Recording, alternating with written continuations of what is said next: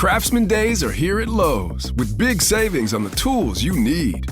Save $100 on the Craftsman V20 6-tool Power Tool Combo Kit, now at $199. No matter what the project is, Craftsman's high-quality, high-performance products empower you to build on. Stop by your nearest Lowe's store and check out the full line of Craftsman tools today. Valid through 6/18 while supplies last. Selection varies by location. Caloroga Shark Media. My dog is helping me record the podcast today. She's very clingy. It's been raining, so we haven't been going for our long walks. I think that's what that's about. If I get distracted, and obviously I'm already distracted, that's why. Hi, I hope you're enjoying Memorial Day weekend. I'm Johnny Mac with 5 good news stories. A new AI tool can predict your biological age from a selfie. I'd be afraid to do this. I don't know. I'm always worried about giving my data up.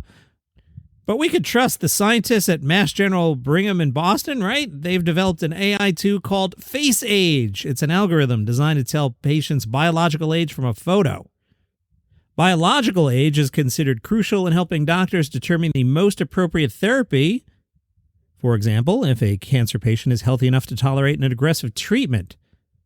Researchers trained Face Age using 59,000 photographs of people ages 60 and over who were presumed to be healthy.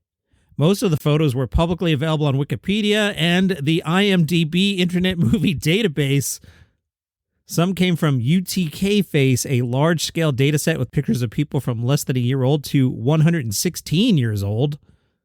They then tested it on a group of 6,200 cancer patients using photos taken at the start of radiotherapy treatment.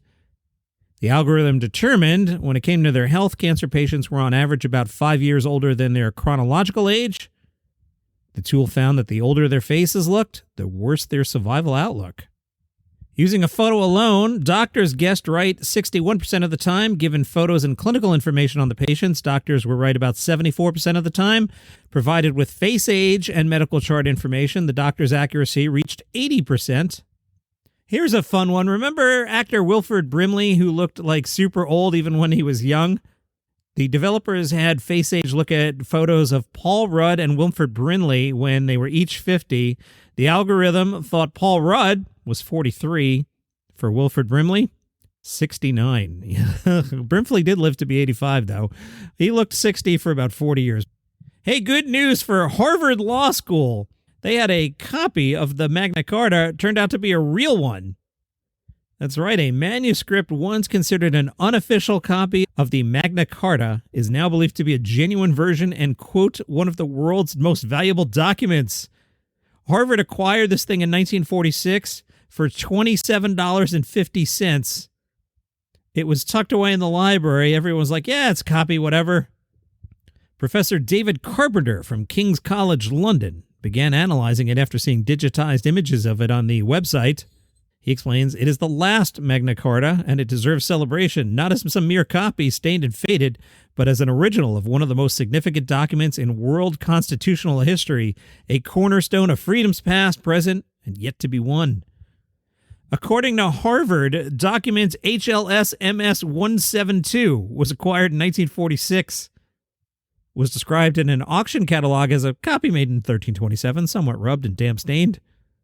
How much is it worth today? Well, a $12.97 Magna Carta sold at auction in New York in 2007 for $21 million. Comedian Sebastian Fowler jumped on a bike. He covered 3,333 miles across 11 states in 80 days. He was on his 20-inch BMX bike loaded with 27 kilograms of gear. He did this as part of a cross-country comedy tour, and while doing it, raised money for kids to get BMX bikes. He explained, you might laugh at this, but when I thought about riding across America, I figured it was about 3,000 miles. So I rode my bike downtown from my house in Ocean Beach to downtown San Diego. That was about 10 miles, and I thought if I do that 300 times, that's the whole trip, and that's the mentality I went with. He headed out on February 25th, departing Ocean Beach on his Sunday Odyssey BMX bike, wearing Van Slip-On Damn Daniel Skate Pros, and started pedaling east along Interstate 8. That sounds pretty scary to have a bike on an interstate highway. I've been on that road. Fowler says, no one's ever done this trip on a BMX bike. No one's ever gone coast to coast on a BMX bike. And there's a good reason for that, because it's a terrible idea and really hard. Well, 80 days later, he pedaled into New York City on May 15th. He did have a scary story. One night he was out there.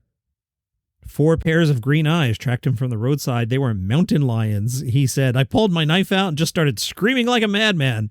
I unlocked this primal sense in myself that I didn't know existed, but I was also terrified because I knew once the bike light and my headlamp died, their eyes are a lot better than mine, so I called the cops. If you would like this program without commercial interruption, check the link in the show notes. And if you're on Apple Podcasts, click the banner that says Uninterrupted Listening. Or if you're not, check the link in the show notes. Go to caloroga.com/plus. You'll get the show without commercials. And I know some of you are a little frustrated with the you may also like feed drops. Being totally transparent, this is how I make a living, and those pay really well. So I get it if those annoy you. You know, you could not download them, or $5 a month, great way to support the show, and no commercials at all. So check the link in the show notes for that. Good news, if you want to know what time it is, a new atomic clock known as the NIST F4 at the Boulder, Colorado campus of the National Institute of Standards and Technology is like super accurate. The clock works on cesium atoms, which, as you know, oscillate between quantum states at a frequency of over 9 billion times per second. NIST F4 uses lasers to cool a ball of cesium atoms to near absolute zero, then measures the frequency of the atoms as they pass through the microwave chamber.